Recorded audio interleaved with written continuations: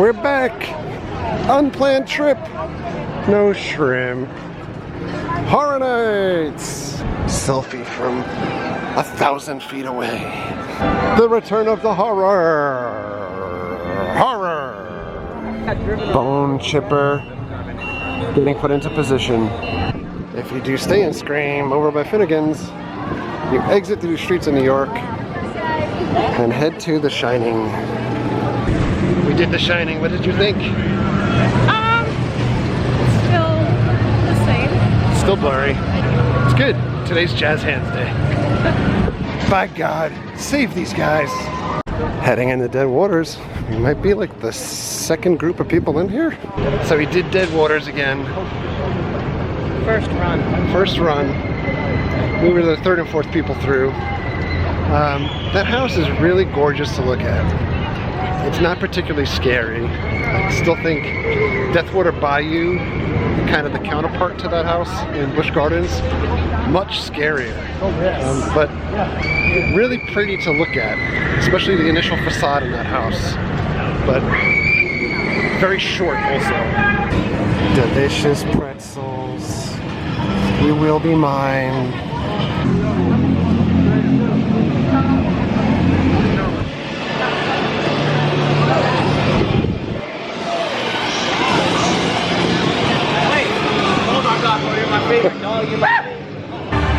We're gonna go see Big Bone Daddy again. He's already laughing at us.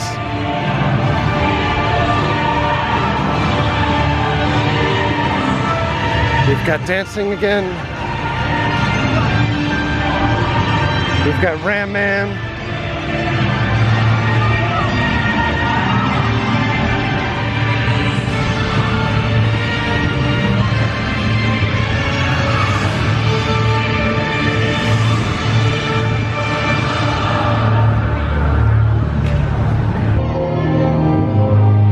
I think Sam has done something to her. He's telling people they better give that kid candy.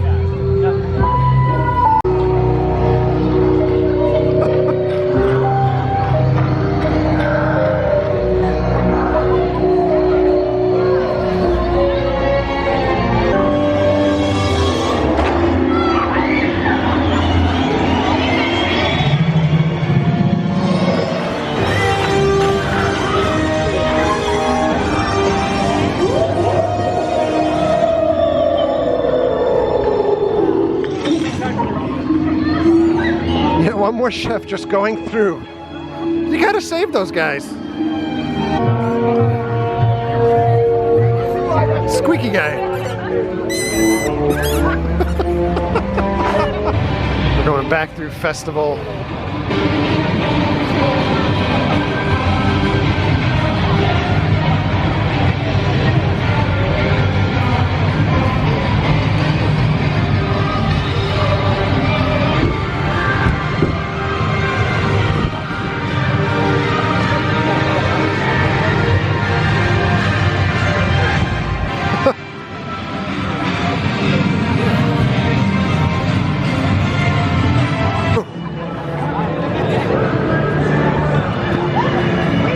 American Horror Story is 80 as the park opens. There goes Bill and Ted. And also Saw was 75 minutes. The park's only been open a half an hour. These are the people that are continually coming in. It's gonna be a very busy night.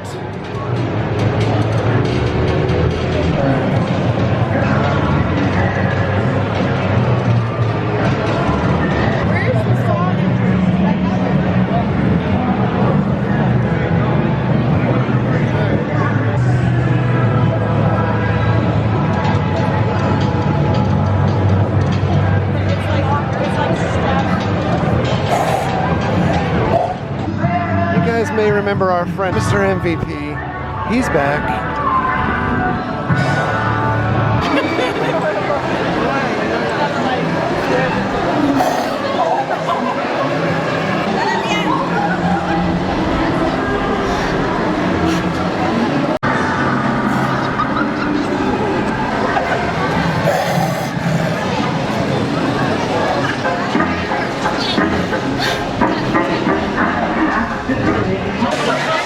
Scared of went out of his shoe.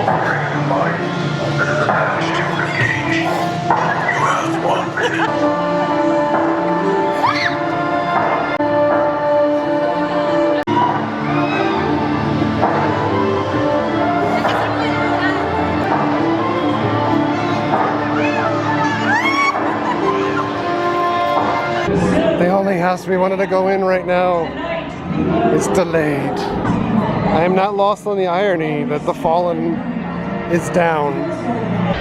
Alright, it's 7:30 at night. Everybody's still coming in, but we're going home. Good night, Horror Nights. We'll pick this video up again tomorrow night and give you our house ratings and our zone ratings. Yes. Alright, so it is the next day. We've had a couple weeks in the books from Halloween Horror Nights. I'm going to give a couple rankings here of where we think houses are and where we think the zones are. No Mary in the dinner at this point, but she did give me her rankings of the houses and the zones based on the Mary scale. So without further ado, this is where we think the houses are at this point. If you see me looking up, it's because I'm reading cheat sheet. So best house so far, Mary had Scarecrow at a 5 out of 5, Fallen at a 5 out of 5, American Horror Story at a 5 out of 5, and Deadwater at a 5 out of 5. So I think there's a kind of a theme, and you'll see it probably in my rankings as well, that there's a good crop of houses this year. It's not one of those years where there's one house that I think folks are like, I gotta get through just this one particular one over and over and over again.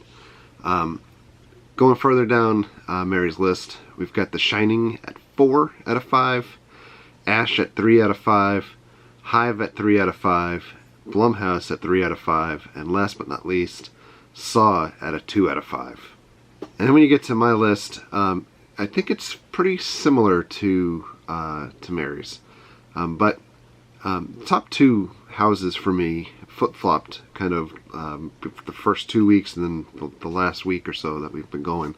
I think the best house so far going is Fallen, and I gave that a 5 out of 5. Fallen has a combination of scares. It's a nice house to look at. There's a lot of different things going on in it. The scares are kind of all over the place. I really big fan of like the flying stuff in the zone. So there's a lot happening there. Scarecrow, I also gave a 5 out of 5. And Scarecrow, I still love that house. I think it's really dark in that house, though. I'd love to see like a shifting in the lighting so that you could see some of the set a little bit better than what you can see right now. Shining, I gave a 4 out of 5. Deadwater, 4 out of 5. And Deadwater is one of those houses, as well as Shining. Aesthetically, it's really cool. I love the sets. Deadwater, the opening facade with the ship is amazing. But I think it's too short, and maybe not enough areas for scares within Deadwater. It's also kind of interesting when you go through Deadwater. You can see a lot of the masks that are reused from the zone last year. And I'm blanking on the name of the zone, with the folks that were kind of undersea with the ship that had crashed years ago, the ghost ship. I gave Ash 3 out of 5. I like going to Ash House. Here's a couple of drawbacks for Ash, and it's not the fault of the actors. Where Ash is positioned, it is a pain to get to that house. It is a pain to exit that house, probably more so on the exit piece. But I think that there's a lot of source material for the Ash House, and not... I don't think that they've used the source material to its fullest extent. And the other piece is, it's not a very heavy scare house. It's kind of like a comedy house, and there is a lot more comedy than there is scares in that house. Hive, I gave a 2 out of 5, and Hive is one of those houses that it was a replacement. We know that there was a house that they had originally intended for that spot, and they kind of retrofitted it, but this was one of those cases where they didn't find out at like the 11th hour that they needed to change things. They had significant time to change what that house would be. I'm not so sure that Hive necessarily works. That house is so dark. I had a really bad fall in that house the opening week, where there's still a piece of set when you go around one of the corners that I've tripped over, and I landed into the wall, and it is completely like pitch black. It is very, very difficult to navigate, especially if you're not kind of conga lining it through that house. Blumhouse, I gave it a 1.5 out of 5. I'm not a fan of the Blumhouse house, and that was one of the things that I was most looking forward to. We've had a long-running joke with our friends about Bagul, and you know, I love seeing Bagul in the house, but you know, we get like a room and a half, or a room and a hallway worth of Bagul. There's very little of the Purge, and probably thankfully so. The house is mostly just Insidious. I don't think the Insidious stuff is all that, not that it's not just that scary, but aside from it being pitch black and people jumping out at you, you know, it's kind of a lot of the same set or concept that we've seen before. I'm not a fan of it. Saw, it's Blumhouse, by the way, also one of the loudest houses. I know that Scarecrow is loud, but Blumhouse, it is like deafening in that particular house. They need to do something to adjust the volume. The scariest thing in that house is that it is just so loud. Saw, I gave a 1 out of 5. We had a good run through that house last week when there was nobody in front of us and nobody behind us for a bit. So we were able to stop and look at the traps and see what's going on. None of it's particularly scary. The only thing that they have really jump scare wise is kind of like pink man guy jumping out at you every so often. But the traps are interesting to look at. But doing it the traditional way of kind of conga line, you miss so much in that house. There's rooms that just seem like it's kind of wasted, where it's so sparse and empty. But I'm happy to have seen Saw represented this year. I just wish that they could have done a much better job with it. And then we get to the scare zones. Mary had her scare zone rankings as Trick or Treat 5 out of 5, Festival of the Deadliest 5 out of 5, the Clown Zone, which is not an official zone, but roamers or part of a roaming horde. They don't have the roamers all over the park this year. They have them confined just to the Springfield area. She gave those guys a 4 out of 5. Purge is a 3 out of 5. Invasion's a 2 out of 5. And Altars of Horror she has as a 1 out of 5. For me, at the top of the list, it kind of is a flip-flop thing to me. I have the clowns at the top of the list at a 4.5 out of 5. If you're a viewer of the channel for a while, you know that we focused on the clowns years ago when they did their last run as the Chainsaw Clowns. They're amazing to watch. If you are going multiple nights to Halloween Horror Nights, you really owe it to yourself to kind of take a seat, whether you're at Duff Gardens or you're outside of Moe's and the tables, and just watching those guys go. They're amazing. They work extremely hard at getting scares, and they get them all night long. You see so many people with clown phobias, as well as just the way that they're sneaking up on people. And it's a wide open zone. There's no props for people to rely on, so they're getting the scares all on their own. The next zone that I have tied with the clowns is Festival of the Deadliest. I was not the biggest fan of Festival the first week.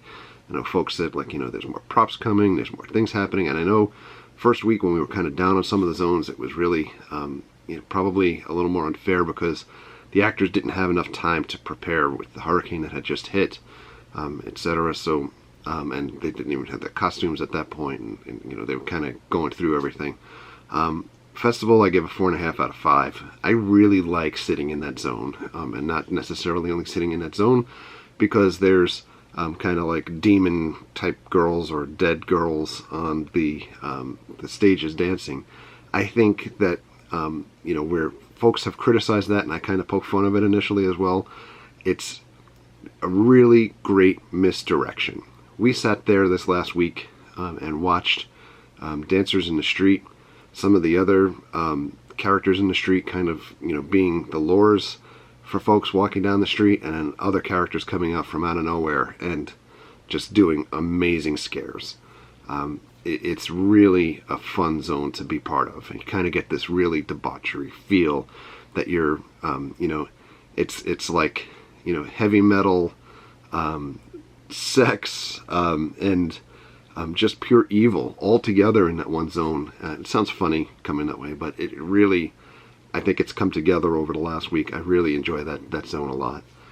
Trick or Treat, I gave a 4 out of 5. Reason being, I'm sure everyone's going to have Trick or Treat at the top of their list this year. That going through that are casual fans. That zone, it's gorgeous. They did so much work on that zone to make it the prettiest zone or area that you can walk through without having to go through a house. The characters look amazing. They all have really great costumes, etc.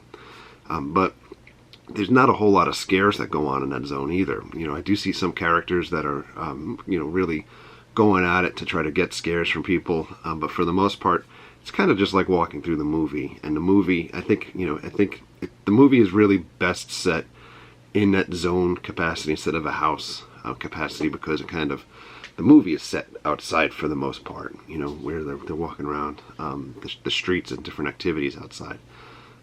Purge, I gave a 3 out of 5. First week I thought Purge was really good. I think it, more so probably was first week. Characters were ready to go. Scare actors were doing a great job.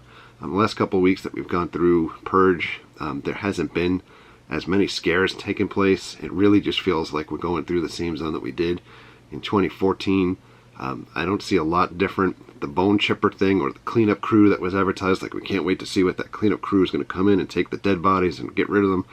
They just have a parked car with a machine that's kind of like a water effect. It's not that great, and I think once you've seen it for the first time, there's not a repeat type of feel that you need to get back to see that zone again. Invasion, I gave it 2.5 out of 5. Invasion, to me, it had so much potential. It looks great. Week over week they've added things. They've had problems with Invasion when it first started out, that it was kind of more almost popping up on social media as like a comedy type zone where we saw aliens carrying cups of coffee or working at the Coke machines, and it seemed like we were going off the rails where it wasn't a scary type thing. I know that they made some adjustments, and the zone was functioning well with scares. It's in such an unfortunate area that it's so packed sometimes that the scare actors got to stay to the sides to let the crowd traffic move back and forth. Otherwise, they'll be hurt. I think it's a fun zone to look at for a little bit. I don't think that there's a ton of scares happening in that zone. I have seen people scared in that zone, but I don't think it's as effective as some of the other scare zones that they have out there. I think that there could have been more done to make it scary. You know, I know last week they added blood to the uniforms of the aliens also, so there's continual work on it. Maybe we'll see more improvement next week. Altars of Horror, I gave it 2 out of 5. Altars, so much promise, but if you can't have, you know, a Jack Nicholson type character or a Bruce Campbell type character out there, and those are the main characters that you can think of from those IPs, the zone is already kind of shot. And you know, we've seen some of the characters in that zone go nuts trying to get scares, and other characters, it's really just a photo op where they're just standing by the pole. And there's such an unbalance between the effort of the scares there, and I'm not sure if that's intended by the folks that are managing the zone, or if it's just you know, folks are not feeling the capacity to scare, because there's no props there's no stages for these guys. They're just kind of standing by a street pole with a flag or a sign on it that says what the movie is that they're from. So anyway, those are the ratings. And so when everybody keeps asking, you know, what houses they think they should hit first or what zones, that's it. That's our opinions. And that's all they are, is our opinions. And we'll see towards the end of the year how things shape up and, you know, maybe change around a little bit. But for now, thank you very much again for coming along with us to Halloween Horror Nights and for listening to us on our rankings for the houses and for the zones. As far as shows go, Mary and I both had Bill and Ted at a 5 out of 5, and we had Academy of Villains at 5 out of 5. The unfortunate thing with Academy of Villains is that their stage was destroyed or damaged in Hurricane Irma, so they started doing their temp show off to the side. They've since built a different stage in that place, in the main stage place. It's not the same stage as the first show, so now they're doing a modified Irma show. I don't think that they're ever going to get to their full Afterlife show that was planned for this year, which is really unfortunate. But those guys still kill it with the, you know, no matter what amount of lemons are given to them, they're making lemonade. So, but again, thank you very much for coming along with us. Thank you very much for all of your likes, your comments, and your subscriptions. Treat others the way you want to be treated. Have a great night. We'll see you guys.